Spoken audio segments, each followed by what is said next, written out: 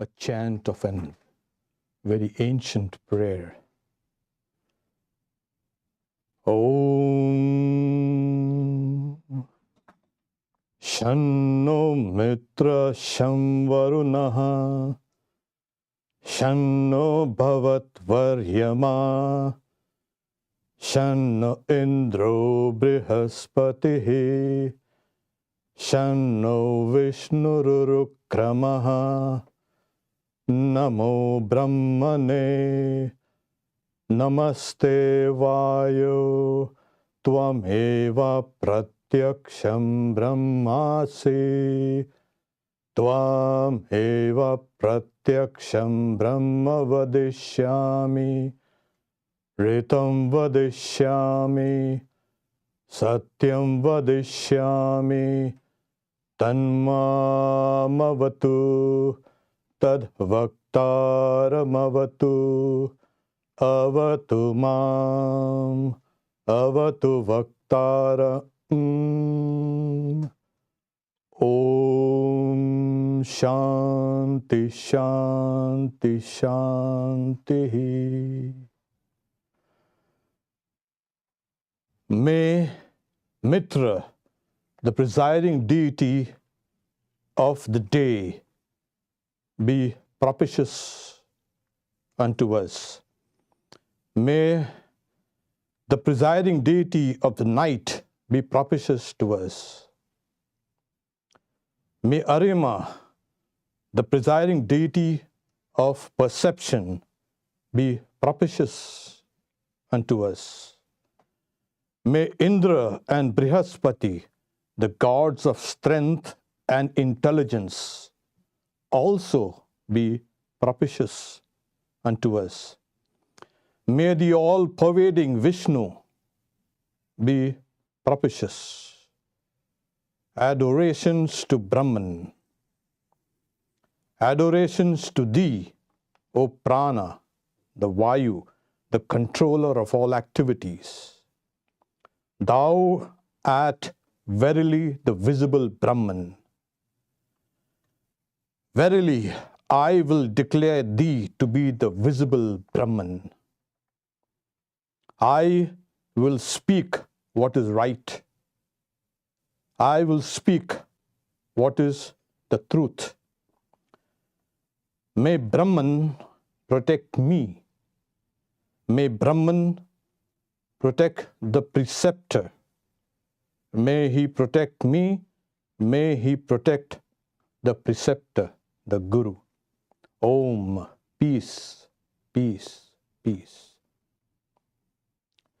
It's one of the ancient prayers before they started studying the Vedas.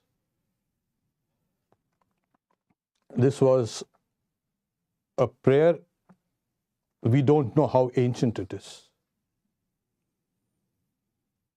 This is part of the revelation that the Hindus have received it, called the Vedas. The word Vedas is derived from the root with, to know. The Vedas means knowledge. Knowledge of what? Of God, the soul, and the universe, and its essential unity. Secondarily, they are a series of books.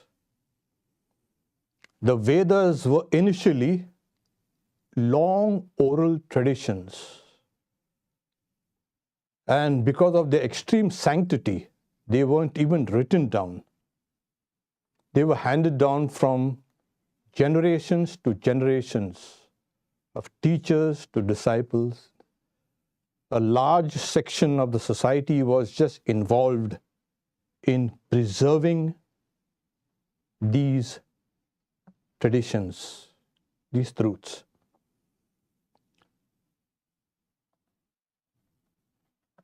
Who were the discoverers? Do we have one prophet?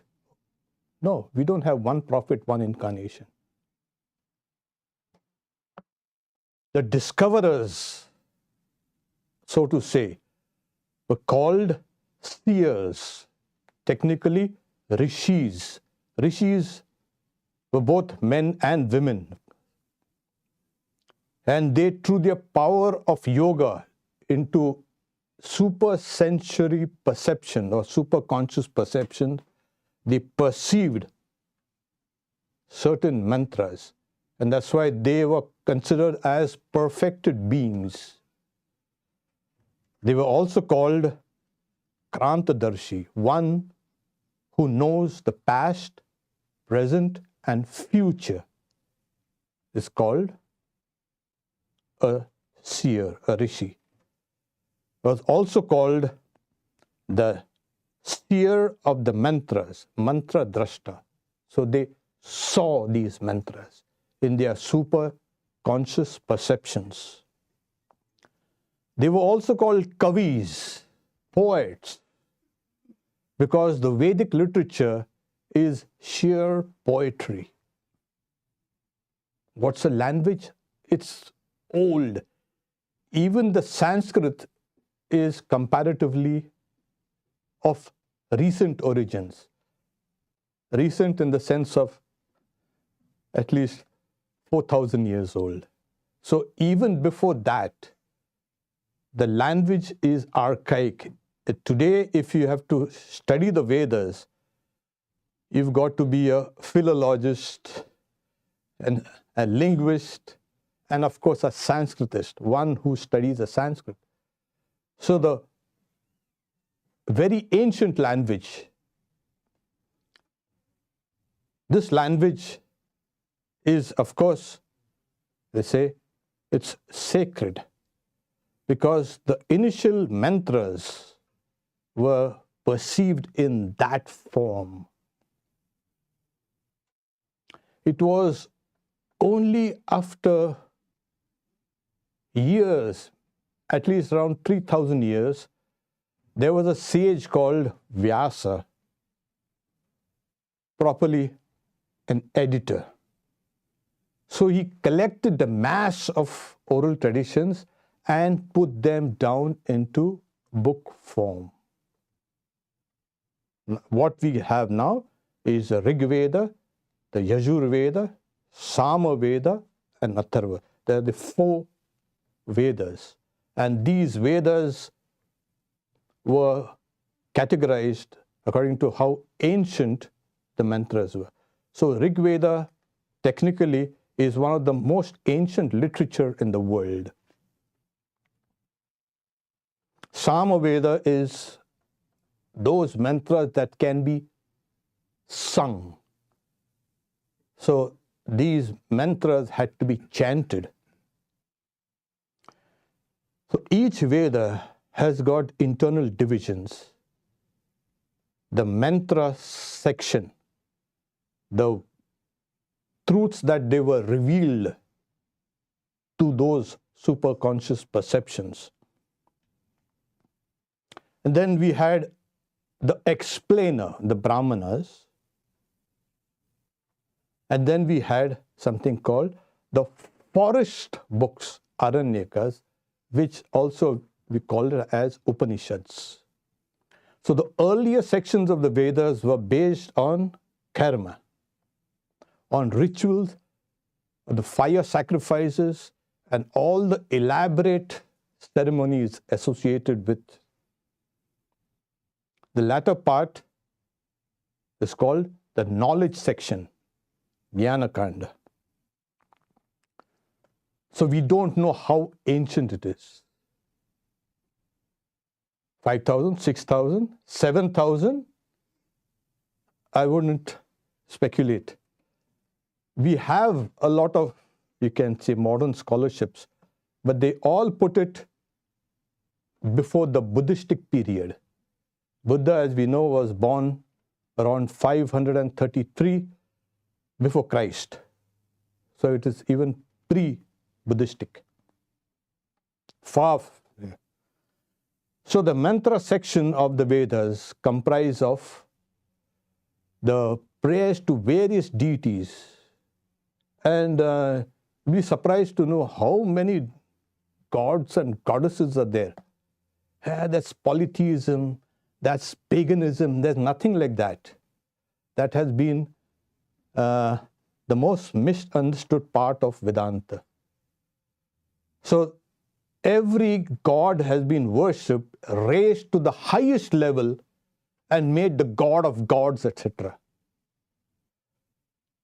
But even with all this, there was no final explanation in monotheism. Each god had its own powers, each god was primary, and then how many gods do we have? Because a monotheistic God will not answer all the questions regarding existence.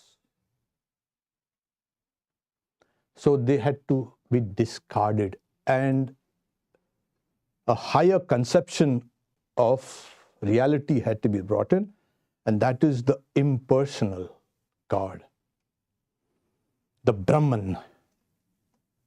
Impersonality is that which is existence, consciousness, bliss, absolute.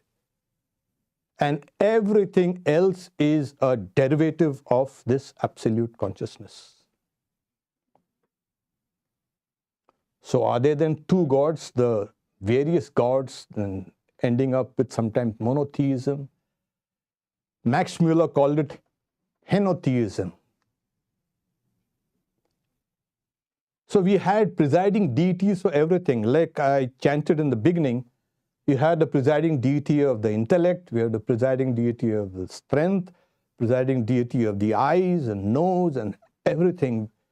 It was just, existence was teeming with gods. And it's not far-fetched to have this kind of religious concept, because it was there also amongst the Greeks and amongst the ancients. So this Vedic verses that we go through, we found that Swami Vivekananda says they had to fall back then on the final explanations on God extra cosmic to God in the universe here. And from the God in the universe, it's God within. So the extra cosmic gods in Vedanta has been long dismissed. There's no extra cosmic God. Creator and creation are one in a way. They went in through the powers of yoga and they discovered truths that were far removed from sensory knowledge or even speculation or even any kind of knowledge. Hinduism is not a belief system or it's a faith system. No. Hinduism is a system based on karma, on yoga, and on philosophy. You may believe in many things, but if that's not translated into action. So the orthodox view is the Vedas are without beginning and end. It may sound ludicrous to how a book can be without beginning and without end. Principally by the word Vedas, no books are meant. It is the accumulated spiritual truths, the treasury of spiritual truths that has been intuited by different sages over millennia. So we don't have one founder, we have many founders. And not only that, the Vedas declare even you to be religious have to intuit this truth. Otherwise, you are not religious. You are beginning to understand a little bit of religion. So religion is realization. And realization of the Vedas. What is the Vedas then? The Vedas is the mind of God. These sages, they saw the mind of God. They read it and they brought down these readings in their own poetic way.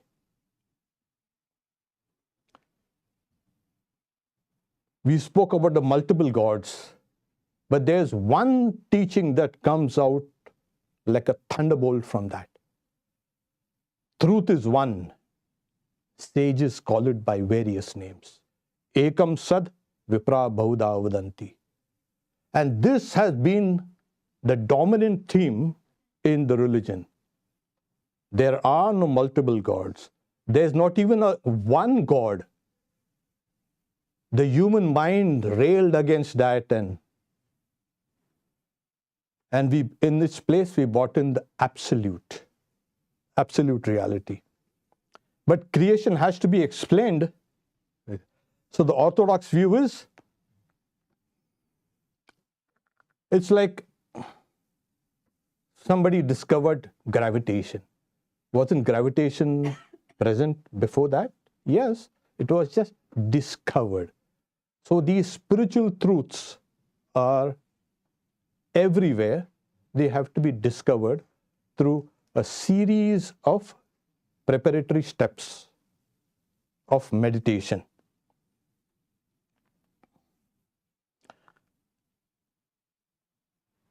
We come down to the orthodox view of how creation, as it were, begins.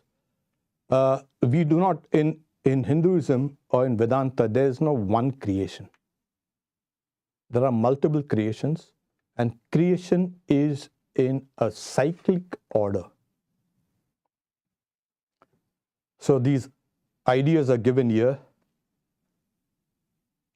As a spider spreads out and draws its web, as on the earth grow the herbs and trees, so out of this imperishable does the universe emerge here.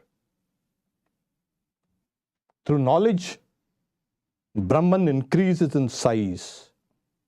From that is born the unmanifested. From the unmanifested comes the totality of all creations, called Hiranyagarbha. Thence comes the cosmic mind, and then comes the cosmic 5 elements, and thence the worlds, and thence immortality. So here we have the idea that at the beginning of this creation, that being, ancient being, he meditated. And as that meditation ripened, the knowledge of the past cycles of creation flashed in his mind. And through that knowledge, he created this universe. From him who is omniscient and all-knowing, and whose knowledge constitute the Vedas, has all this emerged. So the verse is tapasa chiyate Brahma. So Brahman expanded. And now we have this something called the inflationary model of the universe. So it expanded. And what was the cause of expansion? Knowledge. And as we have seen, knowledge means the Vedas. So are Vedas the books? Vedas are the mind of God. There's one difficulty in understanding the philosophy, Eastern philosophies.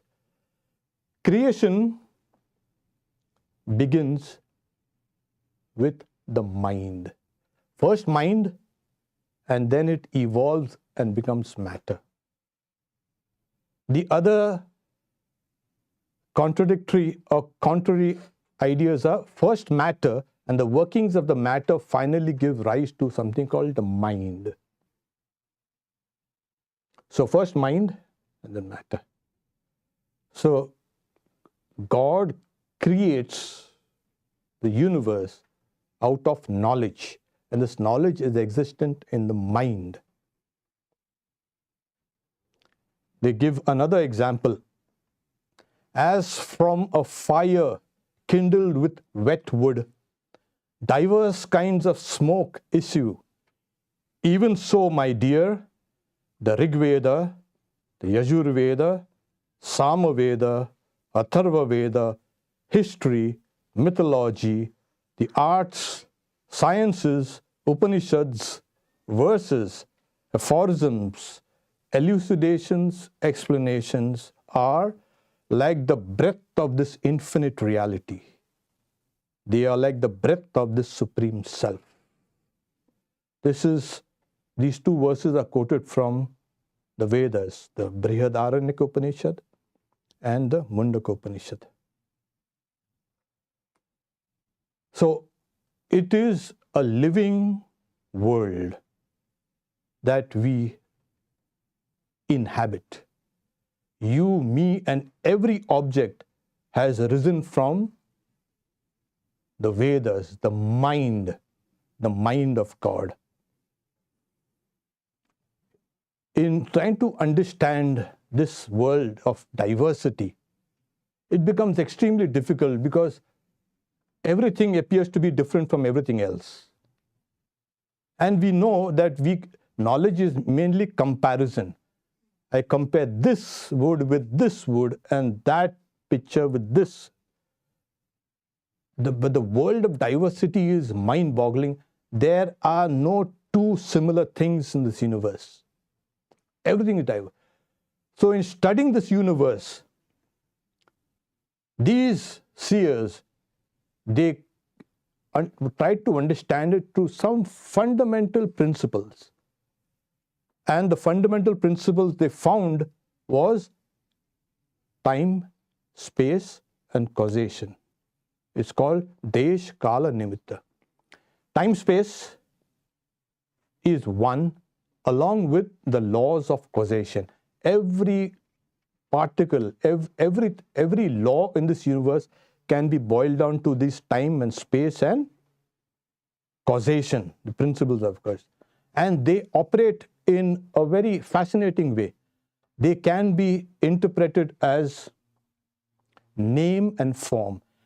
Everything in this universe has a name and has a form.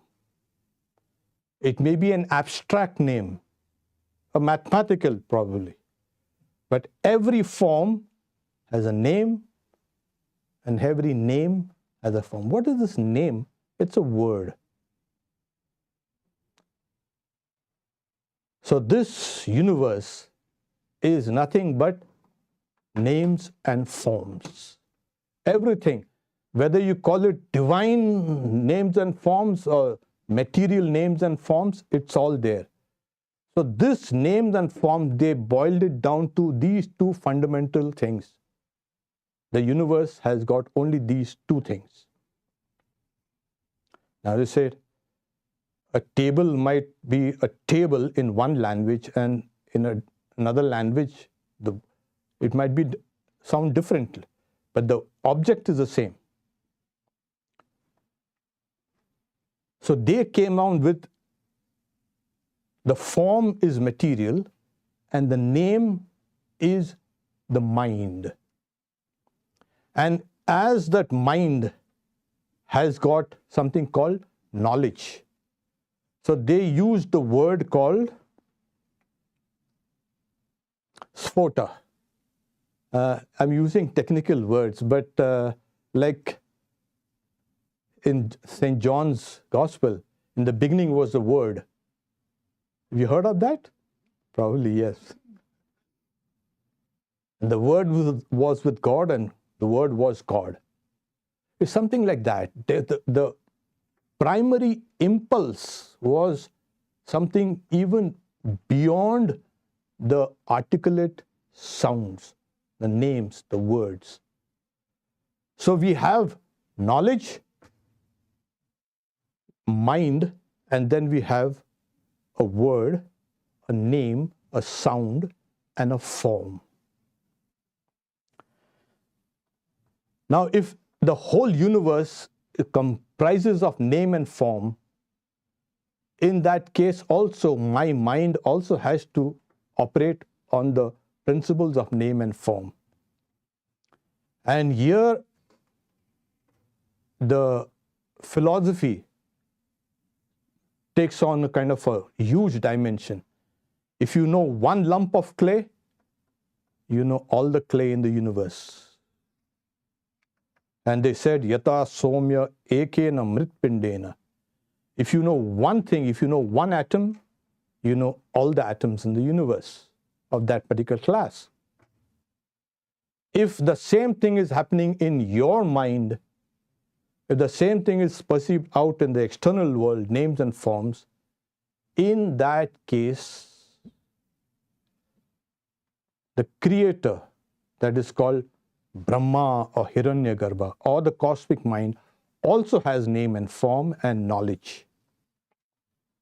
So this name and form, the forms, as we know, it starts off with the idea, the name, the sound, and that is translated into forms. It's always into, if I want to build a city, I've got to conceptualize it first.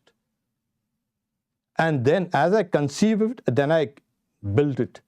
So similarly, the ideas come first, then the external forms, and behind the ideas is a knowledge.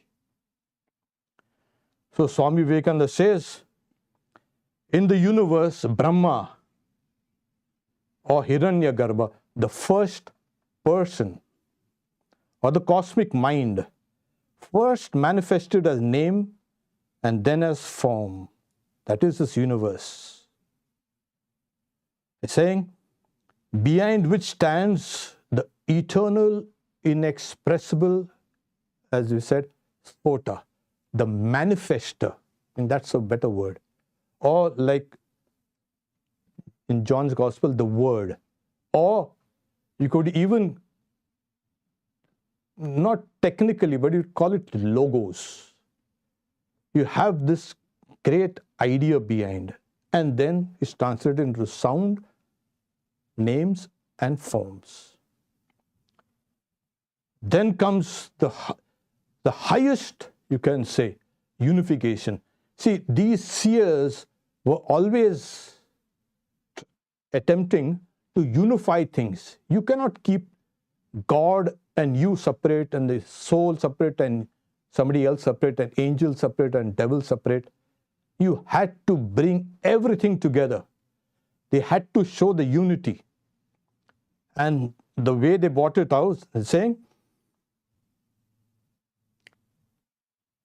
the Lord first conditions became conditioned by that eternal idea, the Logos or the Word or the Sphota, and then evolves himself out in the yet more concrete, sensible universe. So it is God that evolves. God has that primal knowledge with his sound, name, and form. This is the final declaration of Vedanta, that you are divine. Everything, every life, the universe, etc. is divine. But why do we see as material? Why do you see it evil?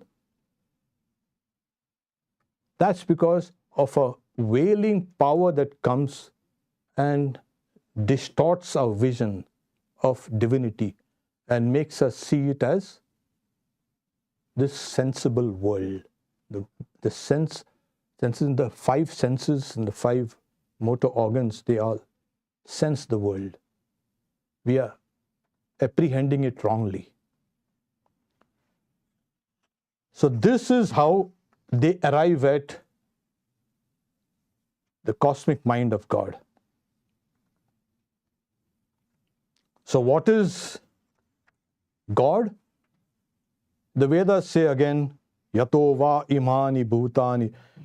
from which is the birth, continuation, and dissolution of this universe, from where all beings are born and into which they are all sustained and into which they finally merge. That is Brahman.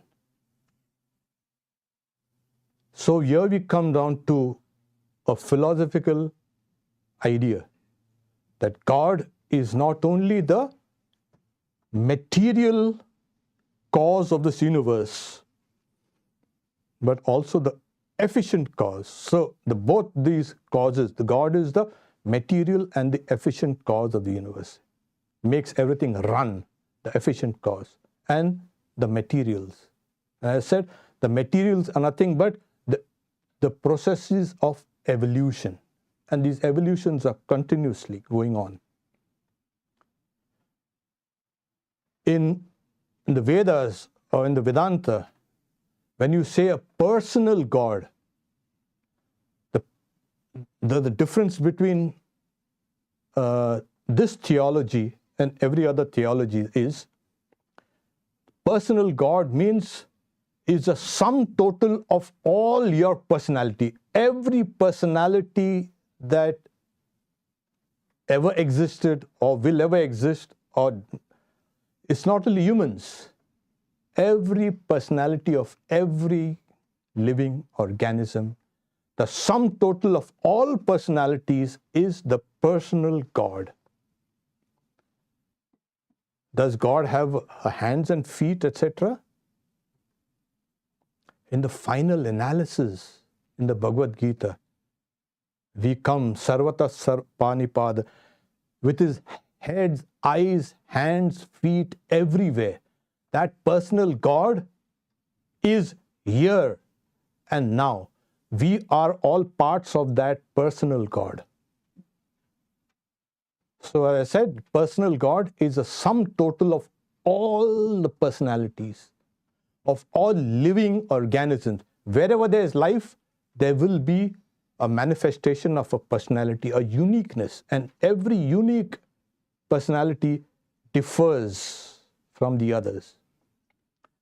So God has unity as well as variety.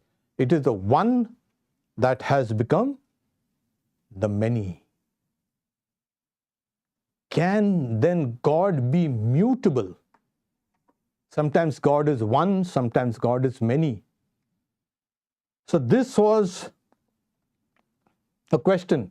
Sometimes God is manifested, sometimes God is not manifested. Before creation, what was He? There was nothing. There was just waters, there was void. How can God be the void and then later on comes out? So if creation is mutable, and if creation comes from God, and then God also has to be mutable. So here the Vedic sages saying that can never be. It is a question of the whole creation, as it were, goes down into a seed form and emerges out again. I use the word sphota. That is, technically it also means an explosion, an expansion. So it expands and contracts by the power of Maya, which is the power of God. That's the reason why I say creation is eternal.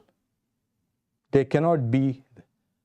Swami Vivekananda says, creation and creator are like two parallel lines running forever. Out of one, the creator throws out systems after systems, and then it goes back into that power and again to re-emerge. So this cycle of creation goes on and on. And as Swami Vivekananda says, this is what the Brahmin boy repeats every day. The sun and the moon and the Lord has created, along with all the creation, like everything in the previous cycle. Suryo Chandramaso Data Yatap. So it is as I said, cyclic creation. If creation comes to an end, then God also will have to come to an end. That is not palatable to the Vedic seers. They had to make it, God is eternal, creation also is eternal. This is how they arrive at what is the Vedas. So the Vedas are embodied in each and every one. The seers that intuited these truths, they were like us. They were not special. Special in the sense, yes, they used to practice yoga. That was theirs. And they dedicated their life to it. And through that, they perceived in their super consciousness these mantras.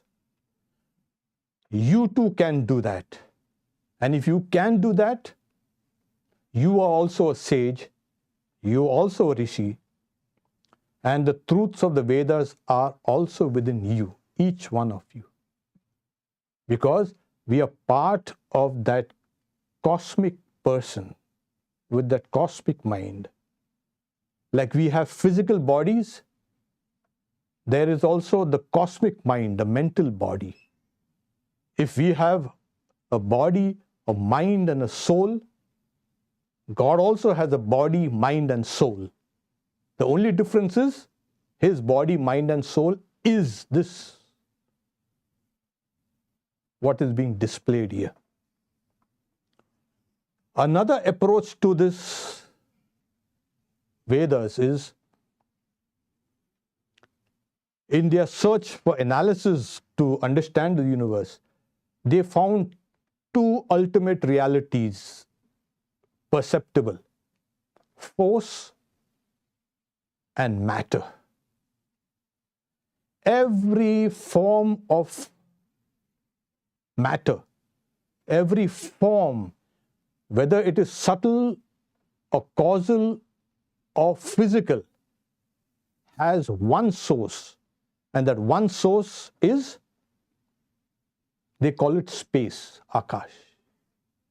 Every form has its evolution from space. Now, we know space is not a static thing, it is dynamic. It is constantly, as now we know, it is expanding, it is curved, and it has something called the black holes also. So space is the primal material from where this whole universe has emerged. And what keeps it running? It is the force, the prana.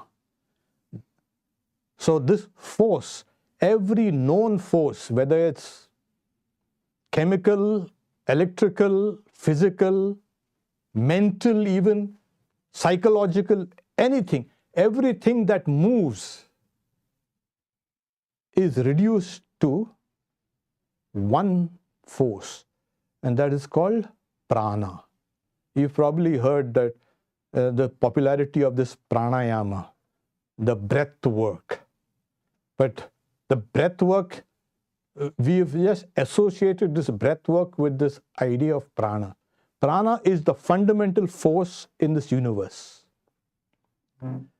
So every form of matter and every form of force, whether it's volcanoes, whether it's a supernova, whether it's the stars exploding, contracting, being blown out by other stars, you, me, everything, trees, plants, birds, animals, they have this one material called space. It emerged from space. And this one force. So we know that finally force and matter was unified. E is equal to mc square. It was unified. The Vedic seers, they also unified it. Prana is the Akash and Akash is the Prana, they said.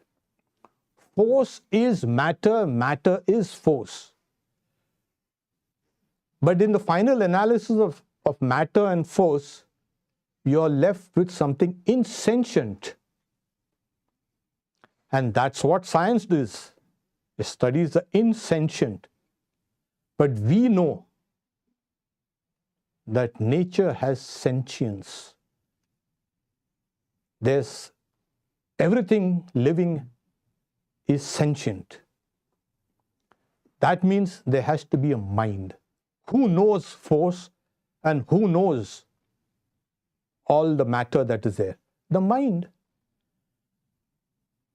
So the Vedic philosophers brought this down to, it is the cosmic mind that, as it were, evolves into what is called space and what is called force.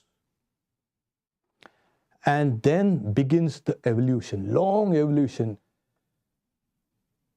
It has taken millions, billions of years. Nature is patient, nature is infinite. Nature can take all its time in the world. And all this sensible universe is the result of the mind evolving into universal space or universal materials and the universal force. And that universal force, that universal material, and this universal mind is within all of us here. So you are the repository of the Vedas. In its long oral traditions of the Vedas, what happened was,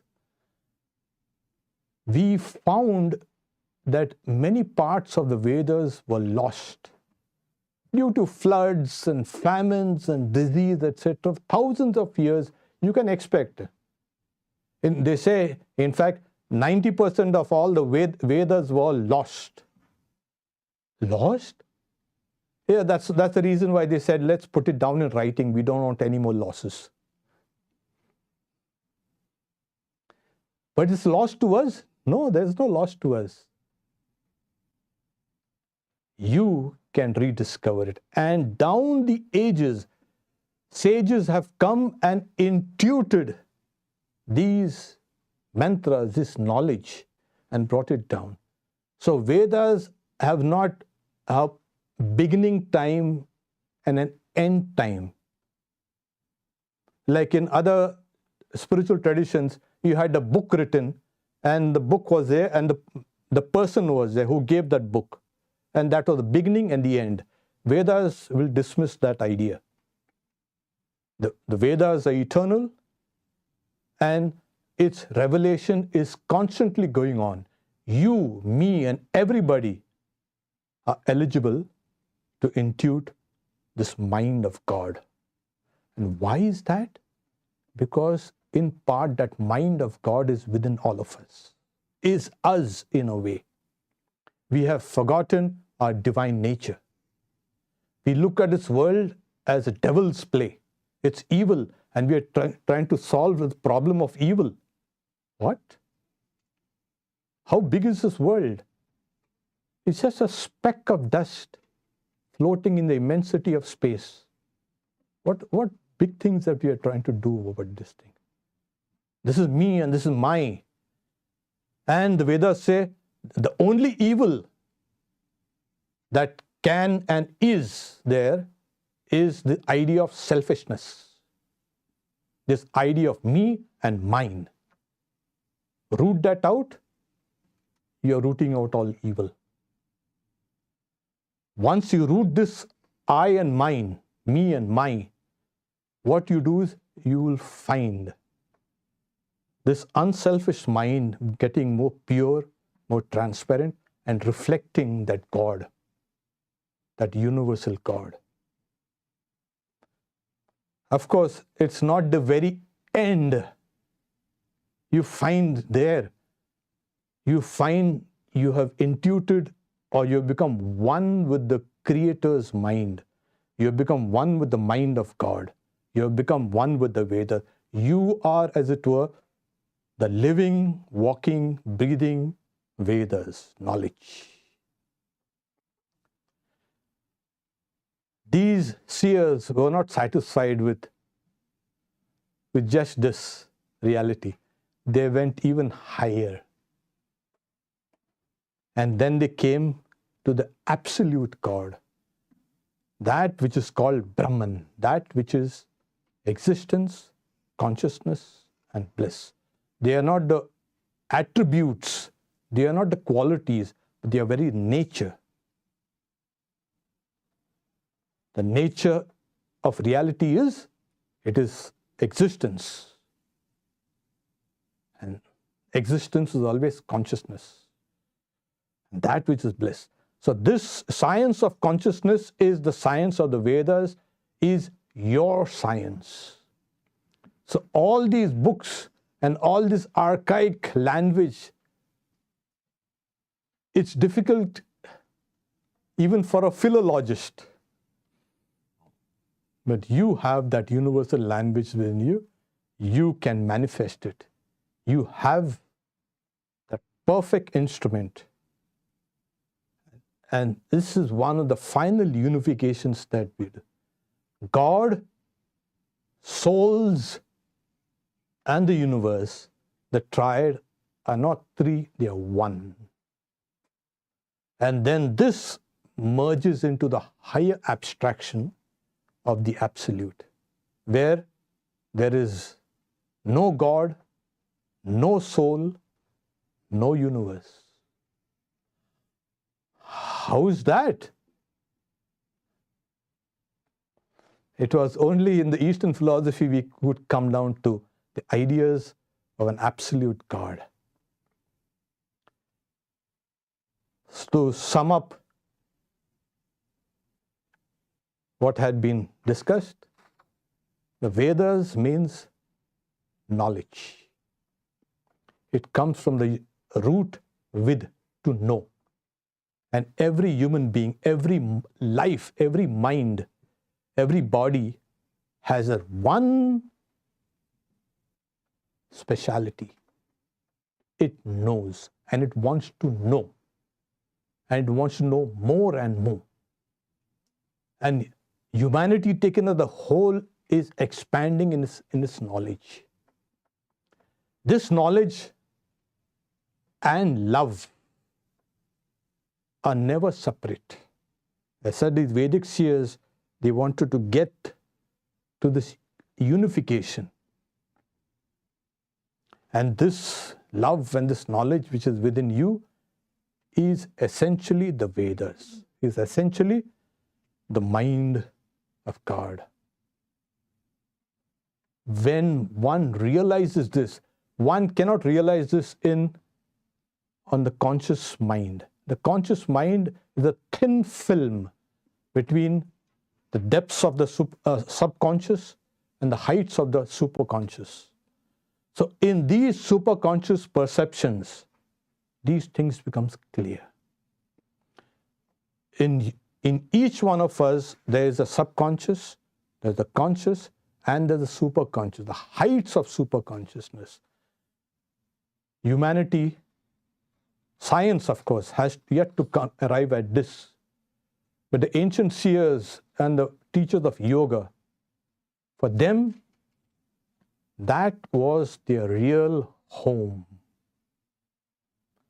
This superconscious perceptions, when they arrive, then you will see you are the mantra, you are the Vedas, you are the part of God. You are that very God itself. There are no parts. This is liberation. The goal of Vedas is to liberate the soul, each soul. Every one of us will be liberated in time. Depends on who's in a hurry. At least I'm in a hurry. I want to get liberated. There's not salvation. There's a difference between salvation and liberation. I want liberation.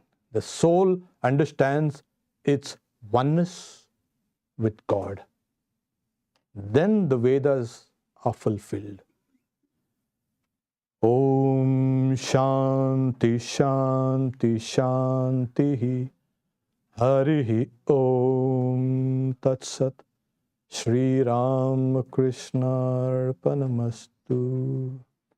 Om, peace, peace, peace to all beings.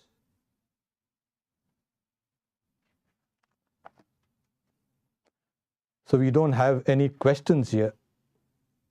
In-person questions will be taken later, after this talk, if there are questions.